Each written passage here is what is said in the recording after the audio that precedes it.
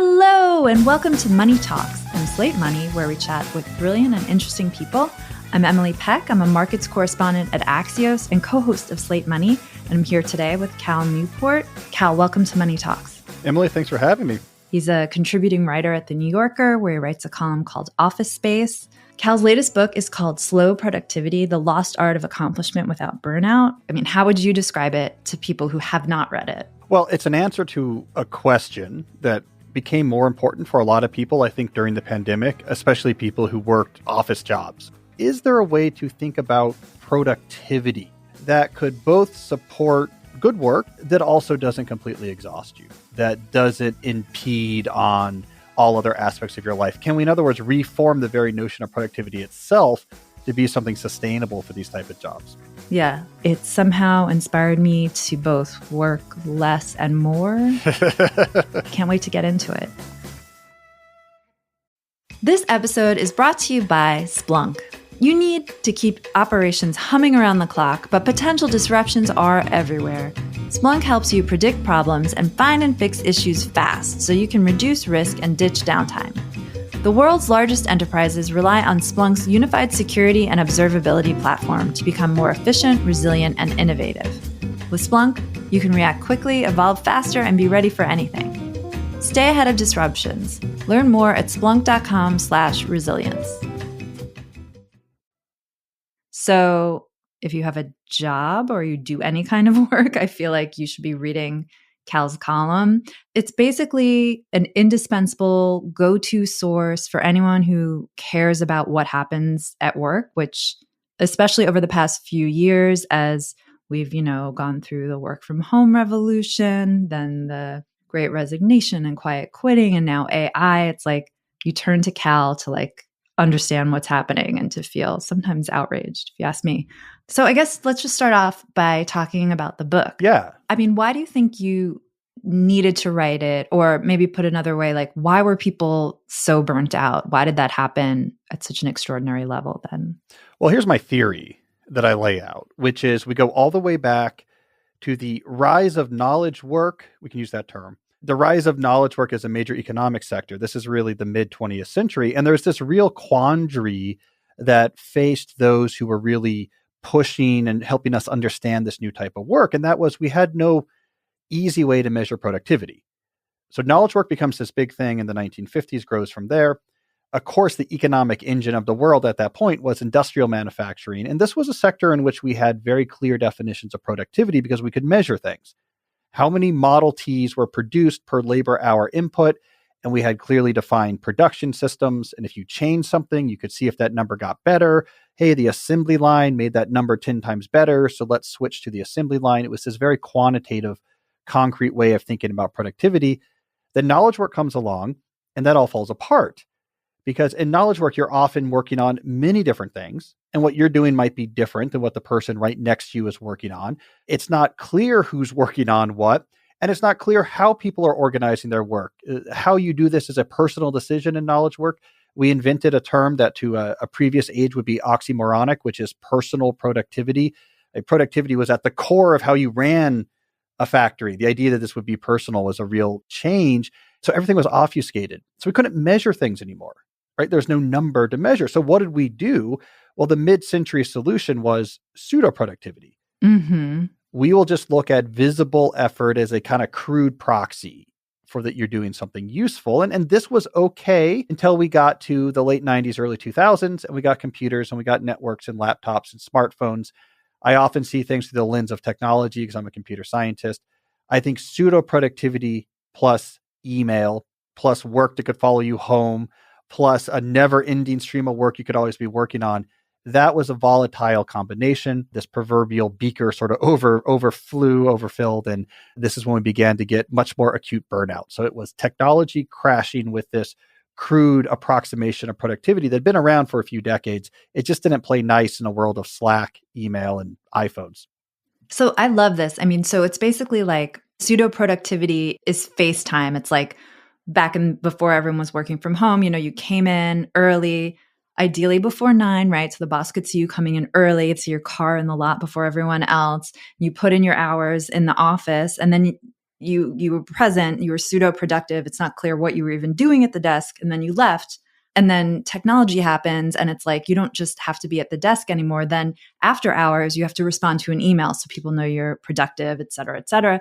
Then it just keeps getting worse and worse. And you have your phone, so you have to check the email all the time and the phone all the time. Then the pandemic hits, and you can't do that FaceTime piece anymore in the office. So you're trying to do the pseudo productivity from home. And then you're really screwed for burnout because you're basically like trying to prove you're always thinking about work, always on. Or if you're dealing with a child at home, don't worry, you can reach me at 11 p.m. after the kids are sleeping. And people start to spiral. Yeah, and there was this terrible spiral that happened during the early pandemic where two other things went into that picture. One, the number of meetings grew just because there's a lot of informal coordination you do in the office where I could just grab you in the hallway and be like, hey, what about this? When we're all at home, we can't do that. So we're like, oh, let's set up a Zoom meeting to talk about this. But wait, our calendar works in increments of 30 minutes. So now every hallway conversation got its own 30-minute meeting on our calendar. God.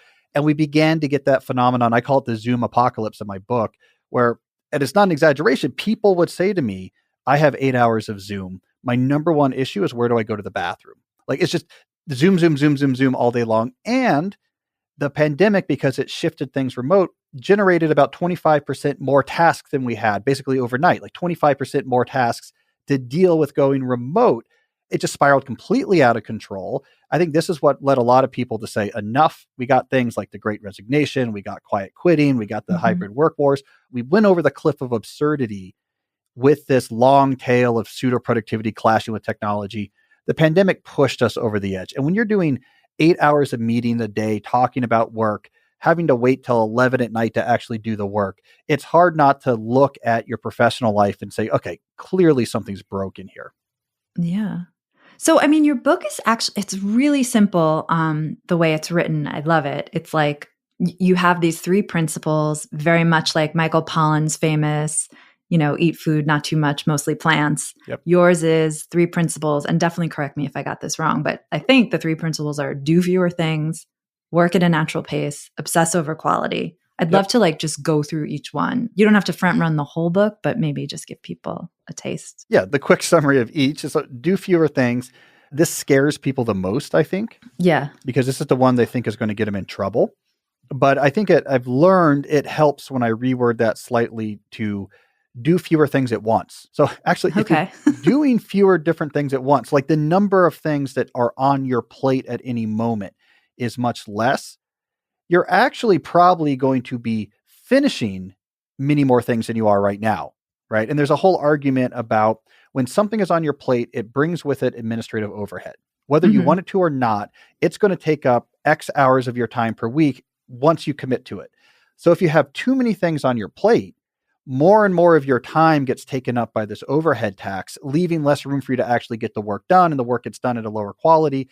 So if you do less things at a time, less of your time is spent actually servicing stuff on your plate.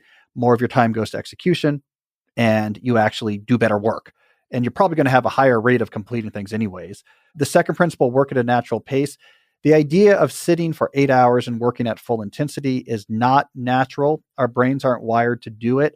We did it for factories. We invented this idea for factories, and it was so terrible that we had to invent labor unions and huge regulatory apparatuses just to keep people willing to do these jobs. And yet in knowledge work, we just said, well, let's just copy that. You call it, we work in invisible factories, right? It's an invisible factory. Yeah. But without the labor unions or regulatory protections, let's just work all day long. That's an incredibly unnatural thing to do. It's like saying to humans, I think we're going to work mainly underwater. It's like we're meant to breathe air, right? That's not the natural way that we actually operate. So we need to have more variability and intensity at different time scales. And then the final principle is to glue for all of this. It's not just what do I want to reduce? I want to do less work. I want to have less hard moments of intensity. The third principle brings in the opposite, which is, okay, but counterpoint this with obsessing over the quality of what you do. And for a lot of reasons, that obsession over quality becomes both the glue and the engine that can make those first two principles something that really works well, makes that a sustainable plan. So, okay, let's just take a break here. And when we come back, I want to kind of break down these 3 things and talk about some of the strategies you offer to actually put these principles into practice. And maybe we can talk about some of the famous thinkers and writers and inventors that you use in the book as examples for each of these things. Your pet is one of a kind, and so is their journey. While every playful moment is a memory in the making, sometimes cats and dogs are a little too good at getting into trouble. That's why you should check out ASPCA Pet Health Insurance. The ASPCA Pet Health Insurance Program offers customizable accident and illness plans, making it easier for pet parents like you to help your pet get the care they may need. The ASPCA Pet Health Insurance Program has been around for over 18 years, and they've helped more than 600,000 pets during that time. They allow you to customize your plan, helping ensure your pet's plan is as unique as they are. Because vet bills can really add up, especially when you're least expecting it. It's simple. Use their app to submit a claim, and you'll receive reimbursement for eligible vet bills directly into your bank account. To explore coverage, visit aspcapetinsurance.com/slatemoney. That's aspcapetinsurance.com/slatemoney. Again, that's aspcapetinsurance.com/slatemoney. This is a paid advertisement. Insurance is underwritten by either Independence American Insurance Company or United States Fire Insurance Company and produced by PTZ Insurance Agency Limited. The ASPCA is not an insurer and is not engaged in the business of insurance. Slate Money is sponsored this week by Thorne. And Thorne is a company that helps you be in control of your health, which means being super mindful of what you put in your body. If you're the kind of person who's always trying to find the best option out there from food to supplements in terms of what you eat and what you consume, that's where Thorne comes in. Thorne takes a personalized, innovative, and scientific approach to health and wellness, whether it's their B complex, creatine, magnesium citrate, basic prenatal.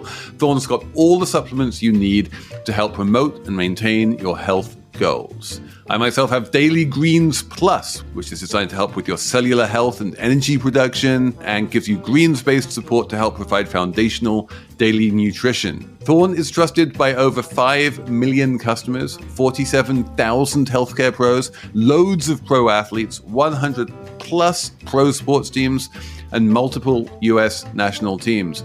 Give your body what it really needs with Thorne. Go to thorne.fit/money and use code MONEY for 10% off your first order. That's THORNE.FIT/money. Code MONEY for 10% off your first order. Thorne.fit/money. Code MONEY. These statements have not been evaluated by the Food and Drug Administration. This product is not intended to diagnose, treat, cure, or prevent any disease. So, do fewer things. I have a lot of thoughts here. First of all, it's like, well, yeah, if I want to avoid burnout, I should do less things. Like, thanks, Cal. Like, great idea. Can you tell my boss? How do you put that into practice as someone who is, for the person who's actually employed as a full-time, worker? How do you set those boundaries? Well, I think there's two big ideas here. I mean, one is like introduced before.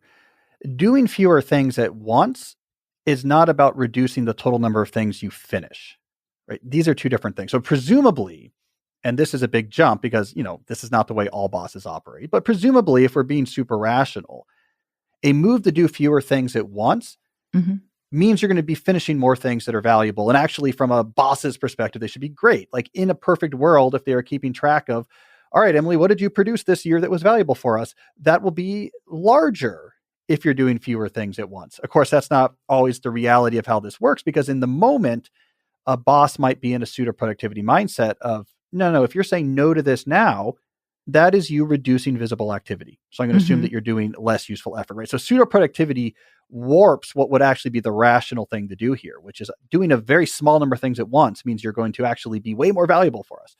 So how do we deal with a pseudo productivity culture where we're trying to do this slower alternative?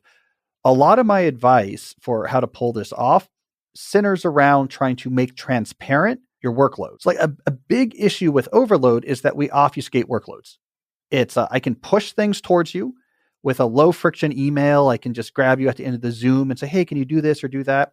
I have no idea how much else you're working on. In fact, I just imagine that you're doing nothing else. I'm just imagining I gave you this thing. It's going to be useful if you do it for me. Why can't you just do this for me, right? When we make our workloads more transparent, it introduces interesting dynamics into the system. And like, this is as much a thought experiment here as a piece of advice, but just to do the thought experiment. Yeah. Imagine you just have a shared document, right? And at the top, it's, here are the things I'm actively working on right now. Big divider line. All right, now here's the queue of things I've agreed to do that are going to come next in the order that I'm going to tackle them. And when someone's like, hey, Emily, can you throw together X or Y? You say, yeah, great. Just go throw it on to my work document.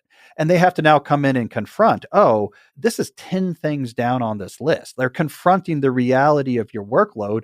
At the very worst, this will at least reset their expectations of, okay, this is not something Emily is actively working on. In fact, it's going to be a while till she's actively working on this. Look at this big queue here. And at best, it leads them to say, oh, wow, you're swamped. Okay, no. Keep doing what you're doing. I didn't realize the full magnitude of the different things people had put on your plate. That's a bit of a thought experiment, but not really that far from some of the advice I give. Is there's a lot of ways that you can basically deal with the reality of how much is on your plate and how much time it's going to require. And when new work comes at you, you confront it in that reality, whether it's actually showing someone that list or just you trying to find the time on your calendar when you're going to execute things and just being honest about when that is. It makes a big difference when people have to confront that you're not just a task executor that's making their life easier in the moment, but someone who actually has a full existence in this workplace with many different things you're working on, and they can sense what that magnitude really is. Yeah, I was thinking about it. I was thinking the next time someone says, can you do X story? Can you file this? Can you do that? I would say like, okay, if I do that, that means I'm also working on this other story and that'll push it back a couple of days. Is that okay? I also had like this interview scheduled today that I won't be able to do. Like, what do you think about that? Just being more open about like what I have going on and how this new assignment or new idea is going to like throw all that other stuff off is like one way of dealing with it, basically. I think that's exactly right. I mean, you can imagine even having a list week by week. Here's what I'm working on each week. And when someone brings you something, you can actually show it to them or put it in an email. Like, okay, like, do you want me to put it 4 weeks from now? Or do you want me to bump one of these things earlier? I can do either, you let me know. That really makes a big difference when people actually have to confront, like, okay, how much work are you actually doing? It's interesting too, because sometimes you can get more quality work done. And you really get into this when you're just have less to do. Like as a journalist, I find there's on days when when I don't have a deadline, I actually have some time and I don't have anything to do is my most productive day. Cause that's when I come up with the best ideas or, I decide to call someone for no reason and stuff like that. That seems harder to justify than saying like, oh, I have all this stuff to do and I'm adding your thing means X, Y, Z. It's harder to be like, oh, I was really hoping that on Thursday I wouldn't really do much so I could come up with something amazing. It seems like that's a tougher kind of sell. Well, can I give you a big idea and a small idea? Okay. This has got me thinking about. All right, so the big idea, this is a way I think you might be able to implement the thing you're saying there is even hard. All right, imagine if we said, let's rethink hybrid work. So we know hybrid schedules has become essentially the new norm among what are known as remote capable jobs, which is like most of knowledge work jobs. And there's good data on this from Gallup. Hybrid is basically by far the majority now setup of these jobs, hybrid work. Yeah. All right, what if we said, in addition to saying, here's days each week you're at home, and here's the days that you're in the office. By the way, the days you're at home, no meetings, no email, no calls. That could work. That happens on the days you're in the office. The days you're at home, you're executing, getting things done. I think that would actually work. In fact, I think we've already done the harder thing there, which is regularly having days when you're not in the office. Like the pandemic did the hard work of breaking that seal. That was something that for over a decade we tried to make happen. And people were saying, I don't know about this. I don't like this. We all have to be in the office. That was the hard work. So that's my big idea. The small idea I will throw out, another even simpler way to do this is quotas. So for certain types of work, you just have a count. Like I do this much of these things each quarter, like I'm a professor. I need to do peer review. I can't just do peer review all day. So I decide 5 papers a semester, whatever it is. Mm-hmm. This is really simple. It also works well because when someone says, hey, can you jump on and do this thing for me? You can say, yeah, I do a lot of those, love doing that. But you know what? I maintain a quota of doing 10 of those per, quarter. And I've already hit that quota. So I don't really, I'd have to wait till the next quarter to do it. That's effective too, because people to push back, they have to basically say your quota's wrong. Right. You should do more of this. And usually it's like a pretty limited thing. When you confront people with the reality of workloads in your time, if you do so in a conscientious manner, not in a reactive manner, not in an accusatory manner, but just like, I'm on the ball. I keep very careful track of things. I don't have time for this now. Here's why. It blows people back away. They're like, oh, okay, yeah, good. That makes sense. Great. You're on the ball. In fact, this really sounds unusual to people, but it's true. It can actually make people respect you more. Like, oh, wow, like Emily's really organized. Very like organized. This was great. I had this in her. She keeps track of like when everything's going to get done. This is great compared to like her colleague over here who, you have to just email like all day long to finally get them to do something. You can have that counter signaling effect of I'm saying no. And yet we come away from this conversation with you more impressed by me than you were. So it completely dismantles the pseudo productivity dynamics. Yeah, I love it. Another more bigger picture thing I was thinking reading your book. I mean, your book is really for individuals, I think, and correct me if I'm wrong, individuals like me, like hacks like that can really help us organize or strategies. But like some of the best changes to the way people work over time have really come from collective action.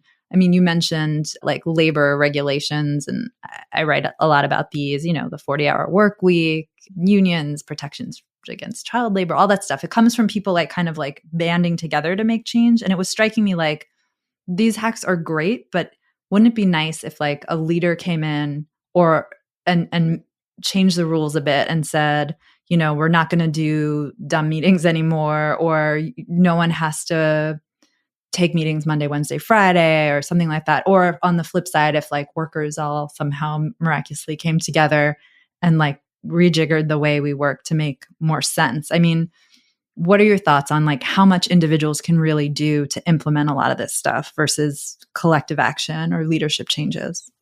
Well, I think systemic changes are ultimately what's going to make the biggest difference for knowledge work, by which I mean, like you're talking about, here is how our organization runs. Like from the top down and bottom up, we all agree it's no more pseudo productivity. It's no more hyperactive hive mind, back and forth, haphazard email communication.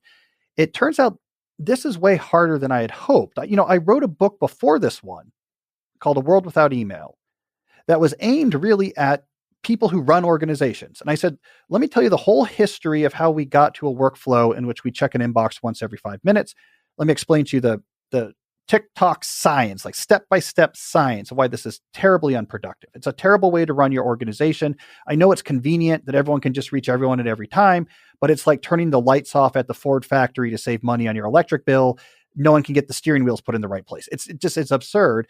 And let me talk about how you could rebuild new collaboration systems. Like this is not stuff individuals can do, but like how you could do this as a company. And everyone's going to be happier. You're going to be much more productive. Very little change came from that. And so I'm like, well, okay, what's going on? Like we're running these companies. It's not smart the way we're running them. Why can't we change this? And it's a little bit of a different situation than the classic collective action labor bargaining situation, because in those situations, there was a clear zero-sum dynamic. Mm-hmm. It is better for the owners of capital for you to work more hours in the factory for less money. It is better for you, the worker, to work less hours for more money at zero sum. So you need collection action to actually have like a fair back and forth negotiation. In knowledge work, it's even more complicated and simpler in the sense that the way we're working is bad for everybody. It's not, as we often think, it's not the same zero-sum dynamics as a factory, right?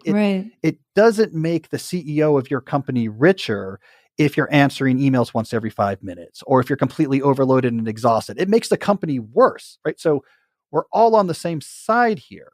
So if it's not a zero-sum game, like if we're going to follow game theory metaphors here, we could think of it more accurately as an inefficient Nash equilibrium. We're sort of stuck in this way of working that's very difficult to reconfigure, right? It's no one person can drastically change the way collaboration happens. And so I looked into this, like why aren't there more companies that say we're completely getting rid of email. We're doing things in a completely different way. It's going to be hard, but we're going to be happier and more productive. Why won't the market forces just reward that company and then it'll spread really quick? Yeah. And I think the answer is, I found an interesting answer in the work of Alfred Chandler, the economic historian Alfred Chandler, who had this really important book that won all the awards in the 70s called The Visible Hand. And he really gets into the concept of managerial capitalism. And he says in managerial capitalism, where you have this disintermediation between the owner of a business and the managers, you have a big manager class. Uh-huh.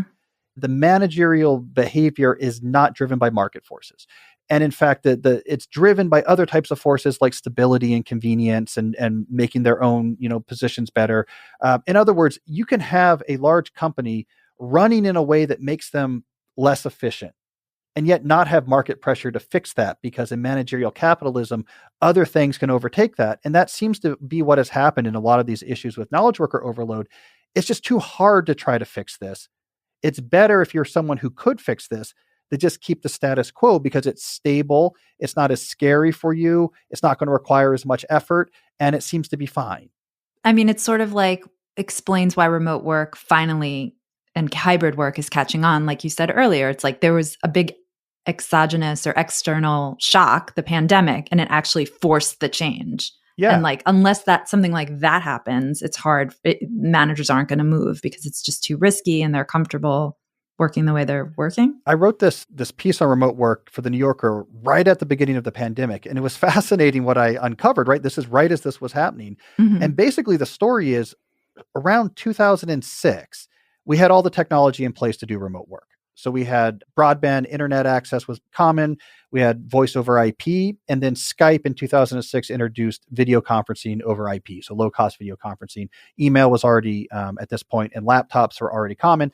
And there was these tentative experimentations with remote work in that period, like 2007 to 2011. And the managers involved were like, no. This is no good. And they had all these complaints. They're very worried about it. And it just died. Like, all of the workers wanted this. There was really good survey data. Like, they want flexibility, right? And it was completely technically possible. And the manager's like, this will never work. And then the pandemic comes along and like, oh, I guess it does work. Literally overnight, they're like, oh, I guess we could have done this. But because you're right, like, even though it could have helped you recruit, it could have made your company more agile. It would have given you access to talent pools beyond your local geographic area that surrounds where your office happens to be located. It would have been better from a market perspective for a lot of these companies to go remote earlier, but they didn't, because it would also be hard and it would threaten them. And they, your class stability is more important, and first mover principles are scary. And so they just stayed doing it the way they were doing it. That's where we are now, I think, with this work overload, the haphazardness, the ad hoc nature, the pseudo productivity grip. That's where we are now. And it's why in this book, I'm like, okay, well, let's start with what you can do to at least like start to move away from this as an individual. Wait, so you wrote a whole book about how email is bad and like we should move away from it. I feel like since then, I mean, a little bit workplaces have moved away from email, but not in favor of anything that makes my life easier. It's like there's now Slack, and there's like the Trello board, and there are all these other like tools and Microsoft Teams, and just multiplication of places where people can now reach you and contact you. I mean, do you have a stance on Slack, Cal, or any of those kind of real-time chat tools? Oh, do I? Yeah. So Slack, I put in the same category as email, right? Mm-hmm. So the actual thing here I care about is a mode of collaboration that I call the hyperactive hive mind, which is just, we figure things out on the fly, unscheduled back and forth messaging. This is what email very quickly evolved to. Even though it was introduced to replace voicemail, it very quickly evolved into this sort of pseudo real-time back and forth collaboration tool. Mm-hmm. Hey, what about this client meeting tomorrow? And we start sending messages back and forth.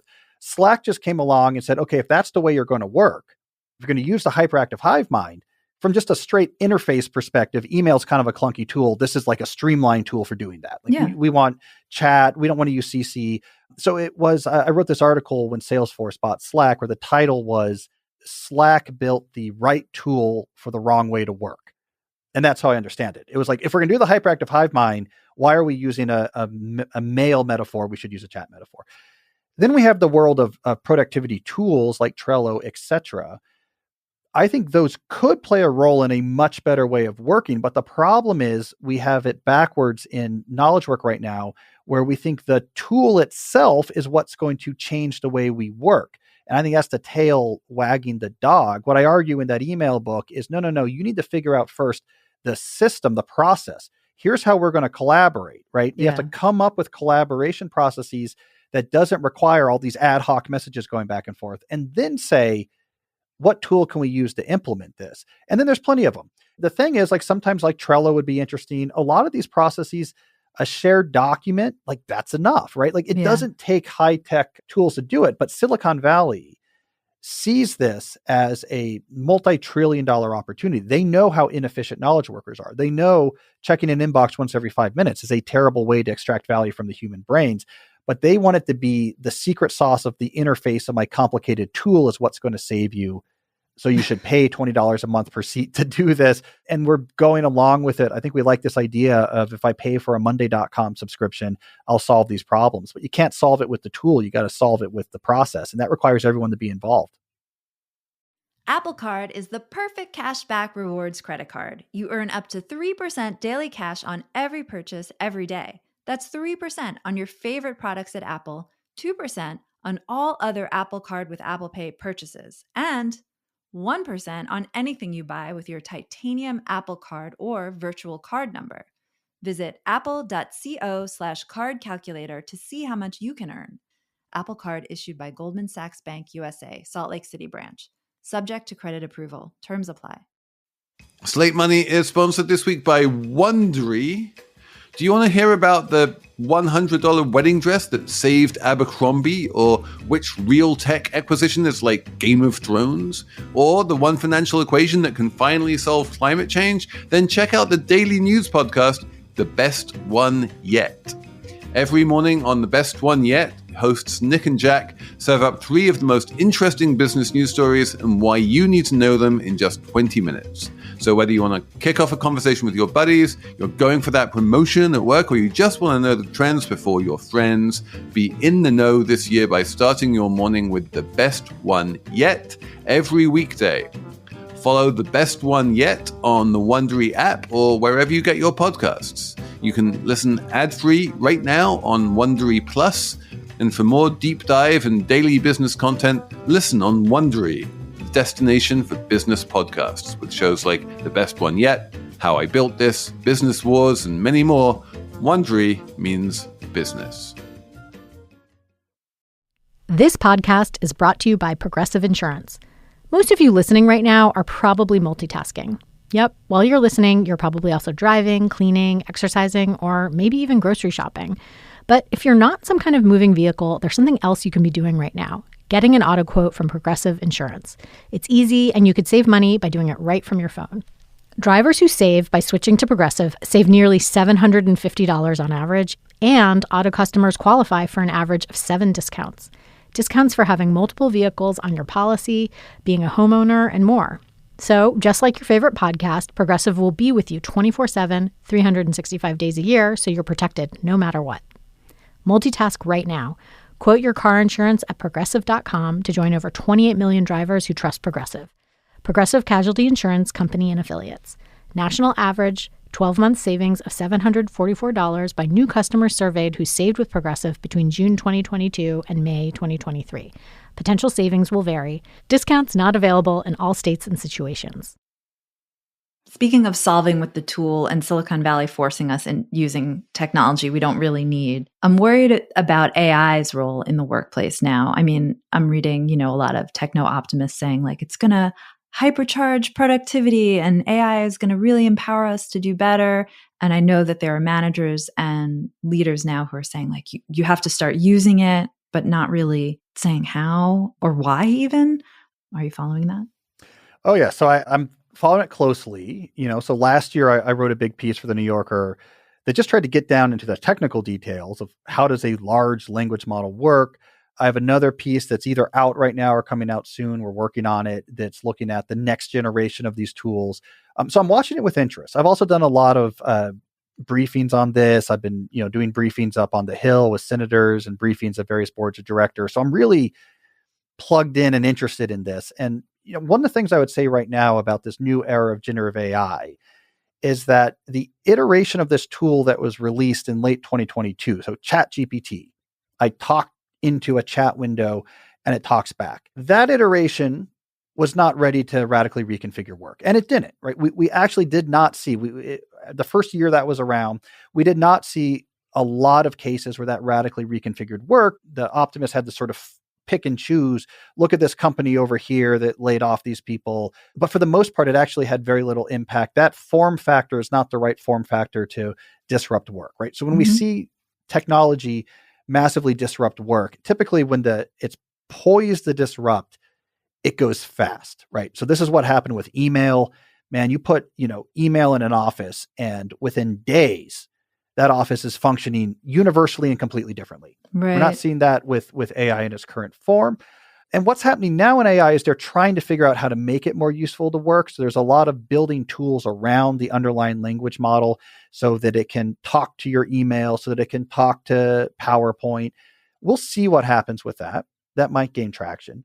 But I think the real big future of AI in work is not going to be just a newer version of GPT. So the type of AI that runs things like ChatGPT or Claude or these other competitors, that has a really big weakness, which is it can't simulate the future. So these language models, and I won't get technical about it, but they're static feed forward models. They're incredibly powerful and they're huge, but they can't look into the future. And almost everything we do that's not directly related to just producing text or summarizing text, which these models do very well, we're simulating the future. We're simulating, well, if I said this, how would it make that person feel? And then so then I should probably say that, or in figuring out what task to do next during your day, you're doing these internal simulations of, if I get this done, that would lead to this, but then this won't get done. There's other types of AI that can do that, largely in the world of game bots. And the interesting effort right now, as far as I'm concerned, is the effort to bring these worlds together. So if you want an AI one day that's going to clean your inbox for you, it's not going to be GPT-7. It's going to be some mix of a large language model plus a completely other type of model, maybe adapted from, playing board games, probably mixed in with a completely other type of model. That's when things are going to get interesting. So that's where I stand on it now, is that I think language models by themselves might not be the massive disruptor that people are thinking. They're going to be a very useful tool. But language models plus other AIs, that's when things are going to start to get interesting. I'm curious how good you are at following your own rules. Can you talk a little bit about your own personal productivity hacks and routines? Well, when I write these books, it's usually 50% this is interesting to people and 50% I desperately need this, right? So slow productivity is no exception to that. I would say one of the personal inspirations for writing the book was actually just my three boys were getting to a certain age. They got all elementary school age at the same time now, where suddenly they needed as many minutes of dad's time as possible. And so for me, I said, oh my God, the thing I'm interested in now is how can I still do work that I'm proud of and supports my family, but also have a whole lot of time for this? Oh God, I have to completely rethink productivity. A few things I do that I think are aligned with the philosophy of slow productivity is I fix my schedule. These are the hours I work. I don't work outside those hours. So if I want to do more things, something has to give, or I have to get more efficient about something. So I just don't put on the table, to the extent possible, time outside of a normal workday, right? I do this even more narrowly for things within my workday. So when I added a podcast to my plate, which I was very nervous about from a time consumption perspective, early in the pandemic, I said, okay, you get a half day a week. That's it. You got to fit in that half day a week. And whatever I can do in that half day a week, great. But if I want to do more and more things with the show, then I'm going to have to, grow it big enough that it can generate enough money to hire someone to take on things, because I can't change the time. That's the footprint you get, and maybe that makes it grow slower, but it keeps the time constrained. So I think I'm reducing the total number of things on my plate. I'm trying to do fewer things. The third principle is obsess over quality. This is me really engaging with my New Yorker position. It's really hard to write for them, and you really have to keep pushing yourself. But I know the better I do at what I do, the more opportunities and inspiration for slowness I'll have. So I'm putting these ideas into practice the best I can because I desperately need them. That's great. I mean, so much of this advice seems like it's going to work better for people I was thinking about women, especially with young kids, like you have very little control over your time then. Like they can, you can get a phone call from the school or from daycare, whatever, and like that's your day. It's over. You know what I mean? You have to pick someone up who's sick, or just your time is not the same as it used to be. Do you think this advice is doable for people in that kind of situation, or people who can't turn down work because they need the money, that kind of stuff? Is this more of like a privileged sphere? Well, no, I would say for parents in particular, that's secretly the target audience, right? It's actually the young people, without kids and flexible time that look at something like slow productivity and say, well, who cares? Like, what else do I have to do? I can play the pseudo productivity game because I'm 24, and why not? Right? So I'll just get after it and send emails all night and like jump on calls and volunteer to do all the trips. It's the parents among us, or the people taking care of the ailing relative, those that just don't have unlimited time, and the time we have is highly unpredictable. This is what we need if we want to sustainably thrive in something like the knowledge sector, is less things on our plate, but the things we do are at a much higher level of quality and a built-in variable rhythm of intensity.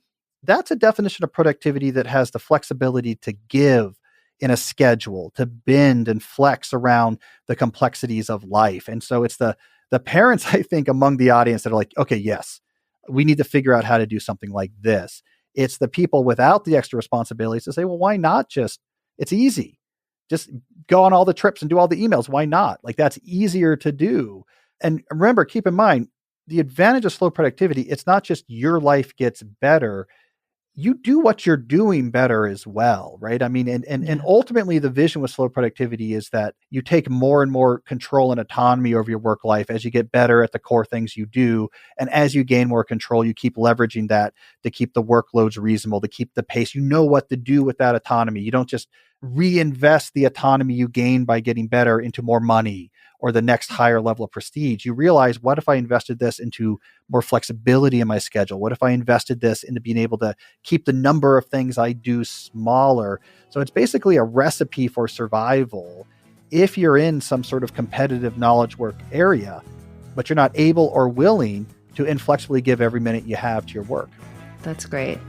Cal, thank you so much for coming on. And what's the name of your podcast so people can listen?